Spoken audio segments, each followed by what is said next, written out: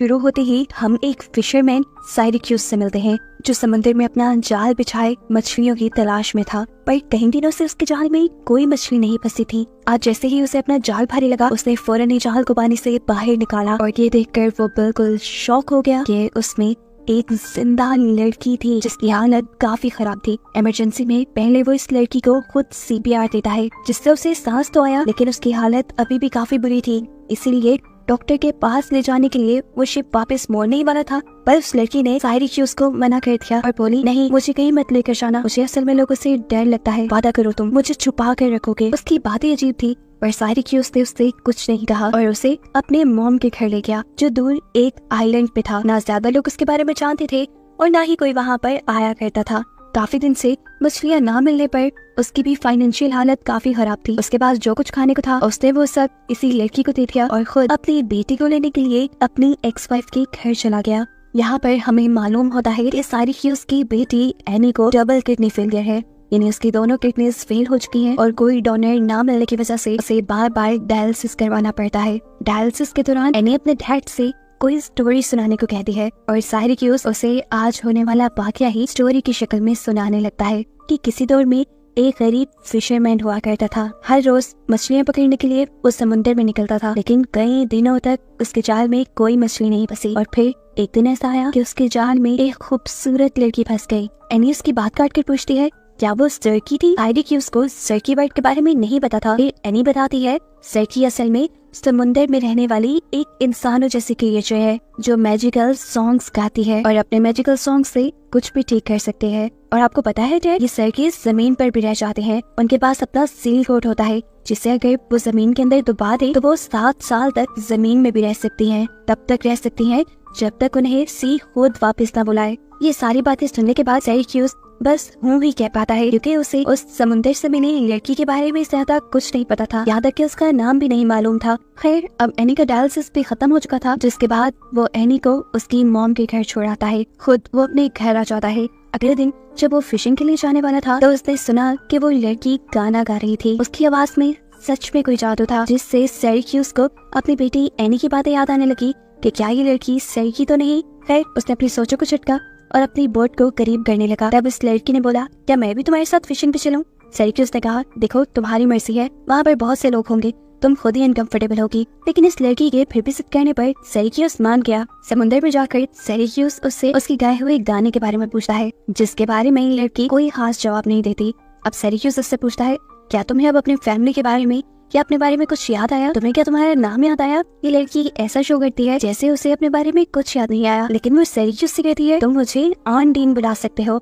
ऑनडीन एक French word है जिसका मतलब है पानी से निकली हुई लड़की। खैर, अब साइरिक्यूस अपने लॉबस्टर ट्रैप को बाहर निकालता है और देखता है कि आज भी उसके जाल में कुछ नहीं फंसा था, लेकिन उसके हालात इतने खराब हो गए थे कि वो बगैर शिकार किए जा नहीं सकता था। उसने ट्रैप्स को दोबारा पानी में डाला और इस मर्तबा ऑनडीन ने गाना गाना शुरू किया। वो गाना गाती रही, जिसके बाद जब साइरिक्यूस ने अपने जाल ऊपर किए तो हैरान कुन तौर पे उसके हर जाल में एक एक लॉबस्टर फंसा था, जो देखकर ना सिर्फ वो बहुत हैरान हुआ बल्कि खुश भी हो गया। ये लड़की तो उसके लिए लकी साबित हुई थी। वो ऑनडीन से कहता है, क्या तुम रोज मेरे साथ फिशिंग पे आओगी? तुम मेरे लिए लकी हो और इसके लिए मैं तुम्हें पैसे भी दूंगा। काफी सारे लॉबस्टर पकड़ने के बाद साइरिक्यूस वापस टाउन में आता है, जहाँ उसे अपनी बेटी को स्कूल से पिक करना था। एनी इस टाइम अपनी मोटर व्हील चेयर पर थी, जबकि साइरिक्यूस अपनी कार में। क्या एनी उसे दोबारा स्टोरी कंटिन्यू करने को कहती है जो कल उसने छोड़ दी थी। तब साइरिक्यूस उसे बताता है, वो लड़की जो समुद्र से निकली थी उसकी आवाज तो जादुई थी। फिशरमैन जब भी उसे अपनी बोट पे फिशिंग के लिए अपने साथ लेकर जाता तो वो लड़की गाना गाती और फिशरमैन के जाल में बहुत सी मछलियाँ फंसती। अब साइरिक्यूस ने इतनी ही कहानी सुनाई थी कि तभी एनी की मॉम का घर आ गया। साइरिक्यूस ने उसे घर जाने को कहा और खुद दूसरी तरफ मुड़ गया, क्योंकि वो सिर्फ उसे पिक करने ही आया था। लेकिन अब एनी उसका पीछा करने लगी थी, क्योंकि एनी को लग रहा था उसके डैड जो उसे कहानी सुना रहे हैं वो शायद सच है और उसके डैड उससे कुछ छुपा रहे हैं। इसीलिए उसने अपने डैड का पीछा करना शुरू कर दिया और तब उसका शक हकीकत में बदल गया जब सच में उसने अपने डैड के घर एक लड़की को देखा जिसके लिए उसके डैड कुछ नए कपड़े लाए थे। यहाँ पर साइरिक्यूस ऑनडीन से पूछता है, तुम कब तक यहाँ रुकने वाली हो? जिसके जवाब में ऑनडीन कहती है, ये तो तुम पर डिपेंड करता है। और तब ना चाहते हुए साइरिक्यूस के मुंह से निकला, तुम यहाँ हमेशा के लिए भी रह सकती हो। और ये सुनते ही ऑनडीन खुश हो गई। यहाँ पर वो ऑनडीन को बताता है कि मैंने एनी को तुम्हारे बारे में बताया है, लेकिन ऐसे नहीं जैसे तुम सच हो। मैंने तुम्हारे बारे में उसे एक स्टोरी की शक्ल में बताया है। और इस चीज से ऑनडीन निराश नहीं थी, बल्कि उसे तो अच्छा लगा था। अब दूसरी तरफ एनी, जिसने अपने डैड के घर पे एक लड़की को देख लिया था, उसे लग रहा था कि वो जरूर सर्की है और अब सर्की रियल दुनिया में एग्जिस्ट करते हैं या नहीं, इस चीज की इन्वेस्टिगेशन करने के लिए वो एक लाइब्रेरी में पहुंचती है और वहाँ से कुछ बुक्स बोरो करती है। और दूसरी तरफ हम सर्क्यूस को देखते हैं जो चर्च में अपने गुनाह कन्फेस करने के लिए आया था। असल में वो और उसकी वाइफ किसी टाइम पर बहुत बुरे ड्रग एडिक्ट हुआ करते थे और उस वक्त पे उनकी बेटी की तबीयत बहुत ज्यादा खराब हो गई, जिसके बारे में उनको काफी देर से पता चला। और फिर जब साइरक्यूस उसे डॉक्टर के पास लेकर गया तो उन्हें मालूम हुआ कि उनकी बेटी को डबल किडनी फेलियर है। ये जानकर वो पूरी तरह टूट गया और उसने फैसला किया कि अब वो सब कुछ छोड़ देगा, क्योंकि किसी एक पेरेंट को तो अपनी बेटी का ख्याल रखने के लिए ठीक होना ही था और उसकी वाइफ ठीक होने वाला मटेरियल बिल्कुल नहीं थी। इसलिए उसने अपनी वाइफ से डाइवोर्स ले ली। लेकिन फिर कोर्ट ने साइरक्यूस को एनी की कस्टडी इसलिए नहीं दी क्योंकि वो एक नॉर्मल फिशरमैन था। उसके पास इतना पैसा नहीं था कि वो अपनी बेटी की टेक केयर कर पाता। ऐसे एनी रहती तो अपनी मॉम के घर थी, लेकिन एनी के सारे काम साइरक्यूस खुद करता था। ये सारे कन्फेशन करने के बाद साइरक्यूस प्रिस्ट को ये भी बताता है कि उसे समंदर से एक लड़की मिली है जिसे वो अपने घर ले आया है। सारी बातों को तो प्रिस्ट ने काफी ध्यान से सुना, लेकिन इस आखिरी बात पर प्रिस्ट ने कुछ ज्यादा ध्यान नहीं दिया क्योंकि वो इसे एक स्टोरी लग रही थी। यहाँ पर एनी सर्की के बारे में सारी इन्फॉर्मेशन कलेक्ट करने के बाद अपने डैड के घर आती है, जहाँ उसे ऑनडिन स्विमिंग करते हुए गाना गाती हुई दिखाई दी। उसे गाना गाते देखकर एनी उसके करीब आकर जोर से चिल्लाते हुए पूछती है, क्या तुम सर्की हो? क्या तुम अपने इस मैजिकल सॉन्ग से मुझे ठीक कर सकती हो? तुम्हारा सील कोड कहाँ है? मुझे पता है तुम्हारे पास एक सील कोड भी है। अगर तुम उसे जमीन में दफना दो तो तुम्हें पता है तुम 7 साल तक और यहाँ रहोगी। एनी बहुत ज्यादा बातें कर रही थी, ऑनडिन को तो बोलने का मौका ही नहीं दे रही थी और ऑनडिन उसकी इस सारी स्टोरी से समझ गई कि ये साइरक्यूस की बेटी है, क्योंकि साइरक्यूस ने उसे बताया था कि उसने अपनी बेटी को ऑनडिन के बारे में एक स्टोरी की शक्ल में बताया है। इसीलिए उसने एनी की किसी बात का खास कोई जवाब नहीं दिया। दूसरी तरफ साइरक्यूस भी अब लाइब्रेरी में गया है क्योंकि कहीं न कहीं उसे भी एनी की कहानियों से शक है कि ऑनडिन दूसरी दुनिया से आई है। उसे भी लग रहा है कि ऑनडिन एक सर्की है। इसी वजह से जब भी वो गाना गाती है उसके जाल में बहुत सारी मछलियां फंसती हैं। अब यहाँ इसी मूवी के अंदर हमें एक नए कैरेक्टर से मिलवाया जाता है। ये कौन है, कहाँ से आया है, इसके बारे में अभी नहीं पता, लेकिन ये साफ पता चल रहा है कि वो ऑनडिन की तलाश में है। अगले दिन साइरक्यूस दोबारा ऑनडिन को लेकर मछलियां पकड़ने के लिए निकल जाता है। वो समुद्र में अपना जाल फेंकता है और ऑनडिन गाना गाना शुरू करती है। देखते ही देखते उसका जाल बहुत सारी छोटी बड़ी मछलियों से भर जाता है और जैसे ही साइरक्यूस जाल को ऊपर की तरफ खींचता है तो दूर खड़े गार्ड्स भी मछलियों के इस जाल को देखकर हैरान रह जाते हैं और साइरक्यूस की बोट को चेक करने के लिए आ जाते हैं। उन्हें अब शक हो रहा था कि साइरक्यूस के पास कुछ तो इलीगल था जिसके जरिए वो इतनी सारी मछलियां पकड़ रहा था। गार्ड्स को अपनी तरफ आता देखकर साइरक्यूस जल्दी से ऑनडिन को छुपने के लिए कह देता है और जब गार्ड आकर यहाँ हर चीज की तलाशी लेते हैं तो पहले तो उन्हें कुछ उल्टा सीधा यहाँ से नहीं मिलता, लेकिन जब वो फिशिंग नेट वाला कैबिन खोलते हैं तो उन्हें वहाँ ऑनडिन नजर आ जाती है, जिसको लेकर वो साइरक्यूस से सवाल करने लगे। तो साइरक्यूस ने उनसे पूछा, क्या लड़की को बोट पर लेके आना इलीगल है? इस चीज का तो सच में उनके पास कोई जवाब नहीं था, इसलिए उन्होंने साइरक्यूस को छोड़ दिया। लेकिन जाते जाते वो ये सवाल जरूर पूछ के गए कि तुम ऐसा क्या कर रही हो कि तुम्हारे जाल में इतनी मछलियां फंस रही हैं। गार्ड्स के यहाँ से जाने के बाद साइरक्यूस ऑनडिन से कहता है, देखो ये टाउन बहुत छोटा है, पुलिस ने तुम्हें देख लिया है, अब सबको तुम्हारे बारे में पता चल जाएगा। बेहतर यही है कि तुम खुद ही सबके सामने आ जाओ ताकि ज्यादा सवाल जवाब ना हो। ऑनडिन भी साइरक्यूस के कहने पर सब लोगों के सामने आ जाती है और लोग उसे देखने लगते हैं। ये सब उसे काफी अजीब लग रहा था।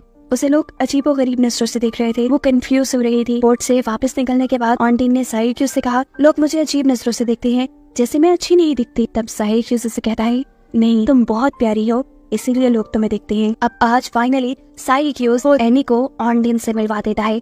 वो ऑनडिन से मिलकर बहुत ज्यादा खुश थी। वो ऑनडिन को तो एक सर्की ही समझ रही थी, यानी समुद्र से आई क्रिएचर। साइरक्यूस ऑनडिन और एनी को लेकर शॉपिंग पे जाता है। अब अगले दिन दोबारा एनी साइरक्यूस के घर आ जाती है, जहाँ उसे दोबारा ऑनडिन मिलती है। बातों ही बातों में ऑनडिन को पता चलता है कि एनी को स्विमिंग करना नहीं आती और वो एनी को स्विमिंग सिखाने लगती है। स्विमिंग सिखाने के बाद उसने एनी को तो जमीन पर छोड़ दिया, लेकिन खुद उसका पाँव किसी अजीब सी चीज में उलझ गया, जिससे जब उसने बाहर निकाला तो देखा ये एक नेट था जिसके अंदर कुछ खास चीजें थी। एनी जल्दी से बोली, मैं जानती हूँ इसमें तुम्हारा सील कोट है, तुम जल्दी से इसे जमीन में डुबा दो ताकि तुम 7 साल तक यहाँ रह पाओ। ये बात सुनकर ऑनडिन ने ज्यादा कुछ जवाब नहीं दिया और जाकर इन दोनों ने घर के बैकयार्ड के अंदर उस बैग को छुपा दिया। यहाँ ऑनडिन ने एनी से भी कहा, देखो इस बात को किसी को नहीं बताना, ये बात हम दोनों का सीक्रेट रहेगी, जिस पर एनी भी मान गई। अगले दिन टाउन में एक छोटा सा फंक्शन था जो कि सी साइड पे था। साइरक्यूस ऑनडिन और एनी दोनों को लेकर गया, जहाँ ऑनडिन की पावर्स चेक करने के लिए एनी ने एक शरारत की और खुद पानी में जंप कर दी।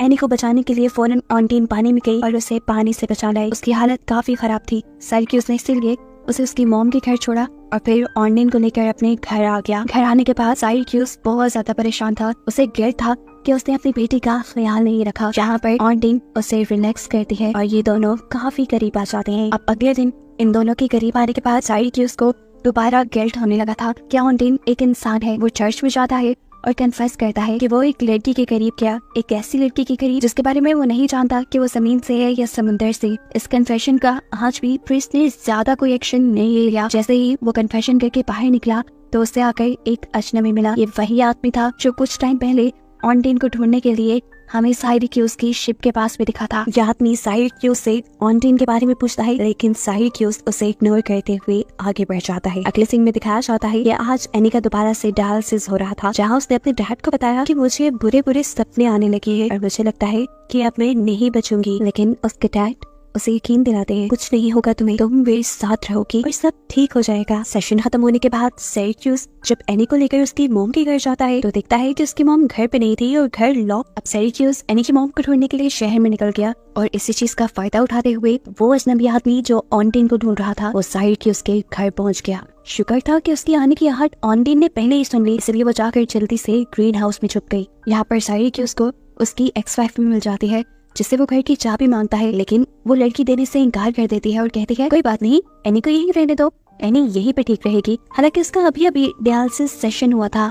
ना चाहते हुए भी साइरक्यूज को अपनी बेटी को वहीं छोड़ के अपने घर आना पड़ा। घर आते ही वो शॉक हो गया क्योंकि ऑनडीन उसे कहीं नहीं मिली। ढूंढते हुए वो जैसे ही घर के पीछे गया तो वहाँ उसे ऑनडीन बैठी दिखाई थी जो काफी घबराई हुई थी। यहाँ पर साइरक्यूज उससे सवाल करता है कि तुम यहाँ छुपके क्यों बैठी हो और आज मेरे पास एक आदमी भी आया था तुम्हें ढूंढते हुए, कौन है वो आदमी, तुम्हारा क्या लगता है? ऑनडीन ने जवाब दिया, वो मेरा पागल हस्बैंड है जिससे मैं दूर रहना चाहती हूँ। साइरक्यूज उसे ज्यादा डिस्टर्ब करना नहीं चाहता था, इसलिए उसने कहा चलो फिर ठीक है, तुम विश मांगो कि तुम्हें उस आदमी से छुटकारा मिल जाए। लेकिन यहाँ ऑनडीन ने अपने लिए विश मांगने के बजाय विश मांगी कि एनी बिल्कुल ठीक हो जाए। ये सुनकर साइरक्यूज को अजीब सा एहसास हुआ क्योंकि वो नहीं जानता था उसके बेटे के साथ क्या हो गया। एनी जो अपनी ड्रंक मॉम के साथ उसके घर जाने वाली थी, उसकी मॉम का उसके ही बॉयफ्रेंड की कार के साथ एक्सीडेंट हो जाता है क्योंकि वो दोनों ही ड्रंक थे। इस एक्सीडेंट में वो आदमी मारा गया। एनी की मॉम को भी बहुत ज्यादा चोटें आई जबकि एनी को कुछ ही खराशें आई थी, लेकिन वो बेहोश थी। कई घंटों बाद जब उसे होश आया तो साइरक्यूज उसके पास था और बहुत ही ज्यादा परेशान था। इस टाइम पर डॉक्टर उसके पास आते हैं और उसे एक बहुत बड़ी न्यूज देते हैं। एलेक्स यानी एनी की मॉम का बॉयफ्रेंड जिसकी मौत हो गई थी इस एक्सीडेंट में, वो एक डोनर के तौर पे रजिस्टर्ड था और उसकी किडनी एनी के साथ बिल्कुल मैच कर रही थी। किनी उसकी किडनी एनी को देने पर एनी की जान बच सकती थी। ये सुनकर साइरक्यूज की तो खुशी का ठिकाना ही नहीं रहा और उसने फौरन ऑपरेशन के लिए हाँ कर दी। एनी का फाइनली सक्सेसफुल ऑपरेशन हो जाता है, जबकि यहाँ देखने को मिलता है कि जिसने एनी को किडनी डोनेट की थी उसका फ्यूनरल था, जहाँ पर साइरक्यूज अपनी एक्स वाइफ को दिलासा भी देता है और अपनी एक्स वाइफ को रिलैक्स करने के लिए उसको पब में भी लेकर जाता है, जहाँ अपनी एक्स वाइफ के झांसे में आकर उसने इस मरतबा काफी ड्रिंक कर लिया था और इसी वजह से उसे कई अजीबोगरीब ख्यालात आने लगे थे। ड्रंक हालत में ही अब वो अपनी बोट पे आता है जहाँ पर ऑनडीन अपने पीछे पड़े हुए आदमी से छुपी हुई थी। वो ऑनडीन को भी उसके हस्बैंड के पास वापस जाने को कहता है, लेकिन ऑनडीन यहाँ उसे अपनी सच्चाई बता देती है कि वो उसका हस्बैंड नहीं, इवन उसकी तो शादी भी नहीं हुई। लेकिन साइरक्यूज को उसकी कोई बात समझ नहीं आ रही थी। फिर उससे लगने लगा कि ऑनडीन ने उससे झूठ बोला है, वो सच में एक समुद्र में रहने वाली क्रिएचर है, इसलिए वो उसे इस समुद्र के पास छोड़कर चला गया। अगले सीन में वो अब एनी को अपने घर ले आया था क्योंकि उसको हर टाइम ख्याल रखने की जरूरत थी। एनी घर आते ही उससे ऑनडीन के बारे में पूछती है और वो झूठ बोल देता है कि ऑनडीन वापस चली गई। एनी ये बात सुनकर ज्यादा बेचैन नहीं हुई क्योंकि वो जानती थी ऑनडीन वापस जरूर आएगी क्योंकि वो अपना शल कोट नहीं लेकर गई। एनी के ही टीवी देखते हुए एनी एक फ्रेंच चैनल लगा लेती है जिस पर एक फ्रेंच बैंड गाना गा रहा था। ये वही गाना था जो ऑनडीन हमेशा गाया करती थी और इस गाने को सुनकर साइरक्यूज को बहुत बड़ा झटका लगा और वो जान गया कि ऑनडीन सच कह रही थी, वो सच में एक इंसान है। उसका गाना कोई मैजिकल गाना नहीं था बल्कि वो फ्रेंच लैंग्वेज का एक गाना था और जो उसकी प्रेजेंस में वो मछलियां पकड़ता था वो सिर्फ उसकी लक की वजह से थी। ये सोचते ही उसे बहुत रिग्रेट हुआ कि कहाँ वो ऑनडीन को लाचार बेसहारा समुद्र के पास छोड़ा था। अपनी गलती सुधारने के लिए वो फौरन वहाँ गया जहाँ वो ऑनडीन को छोड़ के आया था और उसे वॉच टावर के पास ऑनडिन कांपती हुई मिली। साइरिक्यूस को यहाँ देखकर वो हैरान थी। वो उससे पूछती है, तुम क्यों आए हो अब यहाँ? तब साइरिक्यूस उसे बता देता है कि मैंने तुम्हारा गाना टीवी पे सुना और मुझे यकीन आ गया कि तुम इंसान हो, लेकिन तुम अब मुझे सच बताओ कि तुम यहाँ क्यों आई हो और उस आदमी से बचकर क्यों भाग रही हो? आखिर तुम्हारी लाइफ का सच है क्या? यहाँ पर वो सच बता देती है कि वो एक ड्रग डीलर है। वो एक बहुत बड़े गैंगस्टर के साथ काम करती थी और एक दिन जब वो लोग बहुत सारी ड्रग्स स्मगल कर रहे थे एक समुद्री सफर के जरिए, तो उन्हें पुलिस ने पकड़ लिया। पुलिस से बचने के लिए उसने और उसके साथी ने पानी में जंप कर दी। उसका साथी वही अजनबी आदमी था जो उसे बार बार ढूंढ रहा था। उसके साथी ने उसे कहा था कि चाहे जो भी हो जाए तुम अपने कंधों से ड्रग्स का बैग ना उतारना, लेकिन ड्रग्स के बैग के साथ ऑनडिन का सरवाइव करना मुश्किल हो रहा था। अपनी जान बचाने के लिए ऑनडिन ने वो बैग फेंक दिया और फिर अचानक से वो साइरिक्यूस के जाल में फंस गई। इसलिए तो वो आदमी ऑनडिन को ढूंढते हुए साइरिक्यूस के पीछे आया था। ऑनडिन ने गलत काम तो किया था, लेकिन अब ऑनडिन बदल चुकी थी। उसे ऑनडिन की इस हालत पे तरस आने लगा था, इसलिए वो ऑनडिन को वापस अपने घर ले आया। लेकिन घर आने पे उन्हें सबसे बड़ा झटका लगा ये देखते हुए कि उस आदमी ने पहले ही घर में घुसकर एनी को बंदी बनाया हुआ था ताकि साइरिक्यूस आसानी से उसे ऑनडिन का पता बता दे। और एनी ने उसे सब बता दिया था कि ऑनडिन एक समुद्र से आई हुई लड़की है और वो यहाँ वापस जरूर आएगी क्योंकि उसने अपना सील कोट यही भी छोड़ दिया है। यहाँ पर वो आदमी उसे बताता है कि वो उस लड़की का सील कोट नहीं बल्कि झाड़ियों में लिपटी हुई ड्रग्स है। ये सुनकर एनी को कुछ समझ नहीं आई। इतने में ही ऑनडिन और साइरिक्यूस उस आदमी के सामने आ गए। इस आदमी ने बगैर सोचे समझे ऑनडिन को मारना शुरू कर दिया और उससे ड्रग्स के बारे में पूछा। ऑनडिन अपने आप को बचाने के लिए उसे झाड़ियों में ले गई जहाँ ड्रग्स नहीं थे। अब गुस्से में यह आदमी ऑनडिन को मारने लगा था। इससे पहले कि वो उसकी जान ले लेता, यहाँ पर एनी बोल पड़ती है कि मैंने उस बैग को ऑनडिन का सील कोड समझते हुए डैड की बोट पे छुपा दिया था। अब अगला सीन हमें बोट का दिखाया जाता है जहाँ आकर सभी लोग वो ड्रग्स का बैग ढूंढने लगे थे। पागलों की तरह वो आदमी भी ड्रग्स का बैग ढूंढ रहा था, जहाँ अचानक ऑनडिन उस आदमी को धोखा देते हुए उससे समुद्र में गिरा देती है